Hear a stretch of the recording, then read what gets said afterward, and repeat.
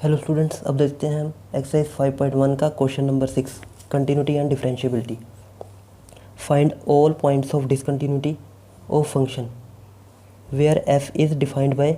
हमारे पास फंक्शन ये दिया हुआ है और हमें पूछा हुआ है कि चेक द डिसकंटिन्यूटी, कि फंक्शन कहाँ पे डिसकंटिन्यूस है।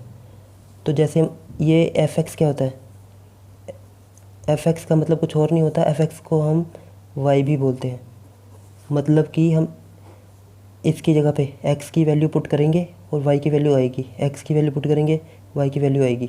x की वैल्यू मान लो 0 पुट की, x की वैल्यू 0 पुट की, तो फंक्शन हमारे पास क्या है 2x + 3। तो यहाँ पे x की जगह पे 0 पुट करेंगे तो ये हो जाएगा 3। तो y की वैल्यू कितनी आ गई 3, x की वैल्यू 1 पुट की, ऐसे हमारे पास वैल्यू आती जाएगी। तो ये हमारे पास एक लीनियर फंक्शन है और लीनियर फंक्शन का ग्राफ हमेशा स्ट्रेट लाइन होता है। तो ये भी हमारे पास लीनियर फंक्शन है तो ये भी कंटिन्यूस फंक्शन होगा। ये भी हमारे पास लीनियर फंक्शन है तो इसका भी ग्राफ स्ट्रेट लाइन बनेगा। तो ये दोनों स्ट्रेट लाइन ये कहीं पे भी डिसकंटिन्यूस नहीं होंगे, लेकिन एक पॉइंट पे यहाँ पे जो फंक्शन की डेफिनेशन चेंज हो रही है। डेफिनेशन क्या चेंज हो रही है, हमें बोला हुआ है कि जब हम x की वैल्यू 2 लेंगे या 2 से कम लेंगे, 2 से कम लेंगे, 2 लेंगे या 2 से कम लेंगे, तब फंक्शन ये वाला लेना है। जब हम x की वैल्यू 2 से बड़ी लेंगे तो फंक्शन ये वाला होगा। कहने का मतलब है कि अगर हम 2 ले रहे हैं या 2 से कम तो ये, 2 से बड़ी वैल्यू तो ये। इसको एक्सपेंड करके ऐसे भी लिख सकते हैं, जैसे जब x की वैल्यू 2 से छोटी लेंगे तो फंक्शन हमारा होगा 2x + 3।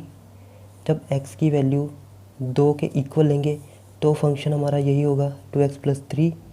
जब x की वैल्यू ग्रेटर दैन 2 लेंगे तब हमारा फंक्शन हो जाएगा ये 2x - 3। तो हमारा फंक्शन की डेफिनेशन यहाँ से चेंज हो रही है 2 से, कि 2 के बाद चेंज हो रही है। ये इसका जो ग्राफ बनेगा स्ट्रेट लाइन बनेगा, इसका ग्राफ स्ट्रेट लाइन बनेगा, बस इस स्ट्रेट लाइन के बीच में कहीं पे गैप आ रहा है 2 की वजह से। तो जो फंक्शन डिसकंटिन्यूस होगा इस 2 पे ही होगा। अब हम चेक करते हैं। पहले हम चेक करेंगे 2 के लेफ़्ट में, पहले हम चेक करेंगे लेफ़्ट हैंड लिमिट, फिर चेक करेंगे राइट हैंड लिमिट, फिर चेक करेंगे 2 पे। लेफ़्ट हैंड लिमिट में क्या करते थे, limit x approaches to 2 negative, 2 से कम, x अप्रोचेस टू 2 नेगेटिव, 2 से कम, 2 से कम के लिए कौन सा फंक्शन है ये, तो इसको लिख दिया 2x + 3।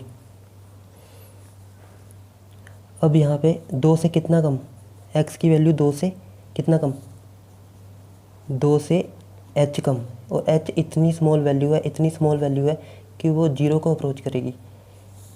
h बहुत स्मॉल क्वांटिटी होती है, ऑलमोस्ट 0.0001।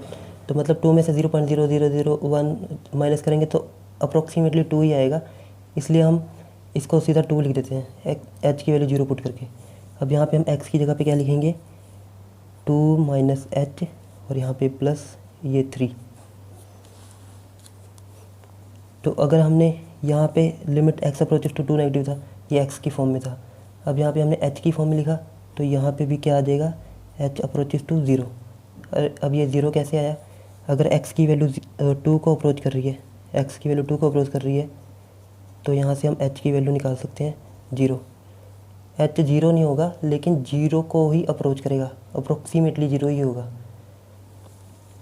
तो यहाँ पे हम h को 0 रख सकते हैं। तो ये हो गया 2 - 0 + 3 और ये हो गया 2 × 4 + 3, ये आ गया 7। तो हमारे पास जो लेफ़्ट हैंड लिमिट आ गई 7। अब फाइंड करते हैं right hand limit. Right hand limit means limit x approaches to 2 positive. जब 2 से बड़ी वैल्यू 2 पॉजिटिव, 2 से बड़ी वैल्यू के लिए हमारे पास फंक्शन क्या था 2x - 3। तो यहाँ पे क्या आ जाएगा 2x - 3। x 2 से कितना बड़ा, h क्वांटिटी बड़ा, मतलब 2 में कितना बड़ा h, 2 के राइट में, 2 के राइट में, 2 के राइट में कितना ऐड किया हमने h ऐड किया, और यहाँ पे माइनस का माइनस और 3 का 3। अब हमने इसको h की फॉर्म में लिखा, तो इसको भी h की फॉर्म में लिख देते हैं। ये कैसे लिखा 0, ये हमने अभी कर लिया। जब भी h की फॉर्म में करेंगे तो इसको 0 को अप्रोचेस टू 0 लिखेंगे।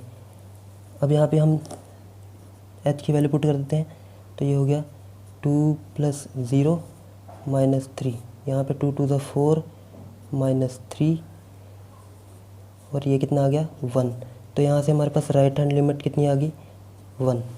अब यहाँ से हमारे पास देखो लेफ़्ट हैंड लिमिट और राइट हैंड लिमिट दोनों इक्वल नहीं है, तो इसका मतलब फंक्शन डिसकंटिन्यूस है। Therefore function is discontinuous